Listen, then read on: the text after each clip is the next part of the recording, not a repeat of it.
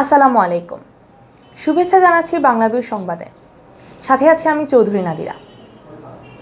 প্রথমেই শিরোনাম। উসমানী আন্তর্জাতিক বিমানবন্দরে দুবাই ফেরত যাত্রীর কাছ থেকে কোটি টাকা মূল্যের স্বর্ণ উদ্ধার।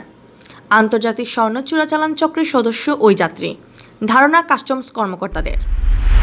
ককটেল বিস্ফোরণের মামলায় উচ্চ আদালত থেকে জামিন পেয়েছেন সিলেট বিএনপির ৩০ নেতাকর্মী। ৪ সপ্তাহের অন্তর্বর্তীকালীন জামিন দিয়েছেন আদালত।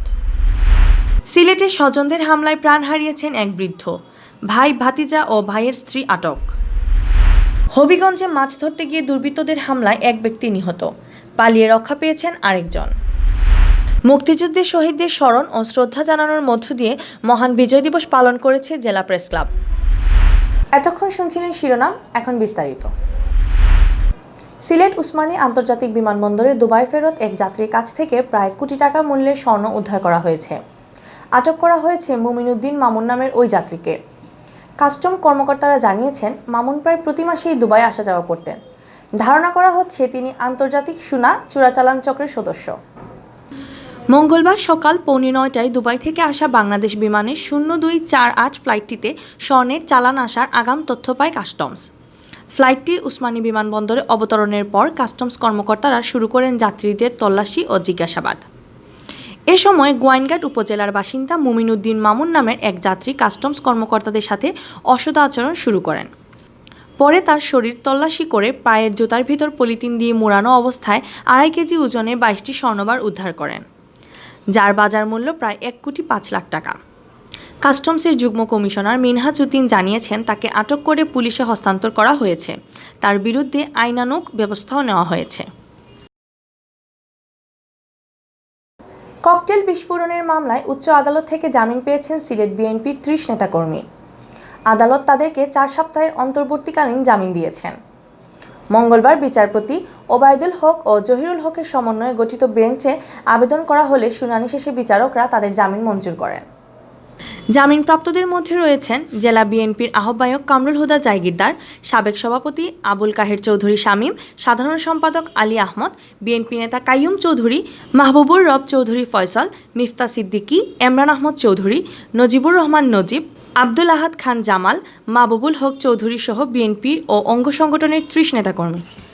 গত 12 ডিসেম্বর খালেদা জিয়ার জামিনের আবেদন খারিজের পর সিলেটে বিক্ষোভ মিছিল বের করেন বিএনপি ও অঙ্গ সংগঠনের নেতাকর্মীরা। এ সময় নগরীর জিন্দাবাজারের মিছিল থেকে ঘটানো হয় ককটেলের বিস্ফোরণ। এ ঘটনায় ওই দিন রাতেই বিএনপি ও অঙ্গ সংগঠনের 38 জনের নাম উল্লেখ করে অজ্ঞাত আরও 15-20 জনকে আসামি করে কোতোয়ালি থানায় পুলিশ বাদী হয়ে মামলা দায়ের করে।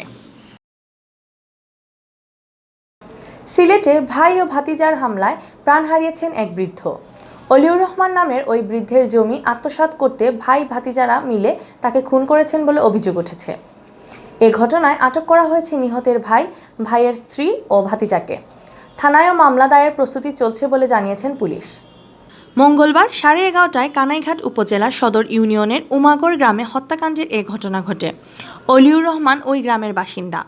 এলাকার লোকজন জানান, অলিউর রহমানের বসতভিটার উত্তর পাশে তার মালিকানাধীন 1 খণ্ড ভূমি আত্মসাৎ করতে দীর্ঘদিন ধরে চেষ্টা চালিয়ে আসছেন তার ভাই খলিলুর রহমান। মঙ্গলবার সকালে জোরপূর্বকভাবে জমির দখল নিতে গিয়ে অলিউর রহমানকে মারধর করে একটি ঘরে আটকে রাখেন খলিলুর রহমান ও তার পরিবারের সদস্যরা। পরে অলিউরের মেয়ে দরজা খুলে ঘরের ভিতর তার বাবার নিথর দেহ পড়ে থাকতে দেখেন। এ ঘটনায় পুলিশ খলিলুর রহমান, তার স্ত্রী রহিমা বেগম ও ছেলে মামুন আহমেদকে আটক করেছে। হবিগঞ্জের বানিয়াচংয়ে কামাল মিয়া নামের এক ব্যক্তিকে কুপিয়ে হত্যা করেছে দুর্বৃত্তরা। মাছ ধরতে গিয়ে হামলার শিকার হয়ে মারা যান তিনি। সোমবার সন্ধ্যা 7:30টার দিকে হত্যাকাণ্ডের এ ঘটনা ঘটে। নিহত কামাল মিয়া বানিয়াচং উপজেলার হরিপুর গ্রামের ফুল মিয়ার ছেলে।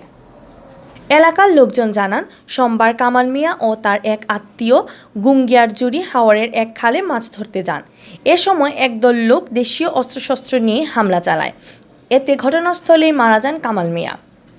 এ সময় কামাল মিয়ার সাথে থাকা কাজল মিয়া পালিয়ে এসে ফোনে তার পরিবারের সদস্যদের হামলার খবর জানান।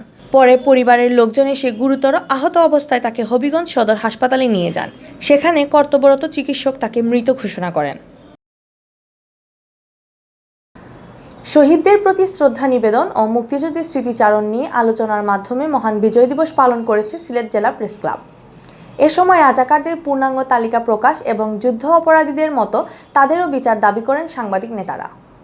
সকালে সিলেট কেন্দ্রীয় শহীদ মিনারে মুক্তিযুদ্ধে আত্মদানকারী বীর মুক্তিযোদ্ধাদের স্মরণ করে শ্রদ্ধাঞ্জলি নিবেদন করেন সিলেট জেলা প্রেস ক্লাবের সদস্যরা।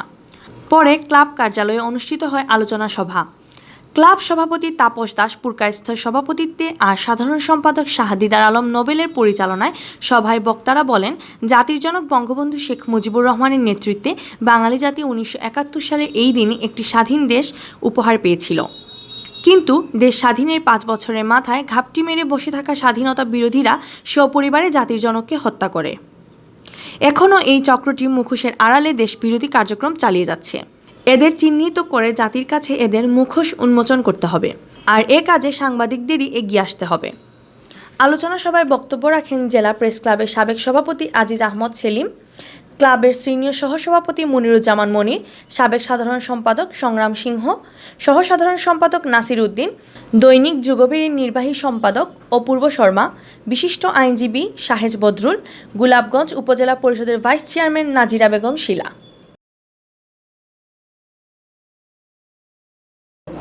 এতক্ষণ শুনছিলেন বাংলাভিউ সংবাদ। রাত 11টায় প্রচারিত হবে সিলেটের আঞ্চলিক ভাষার সংবাদ। দেখার আমন্ত্রণ রইল। সাথে থাকার জন্য ধন্যবাদ।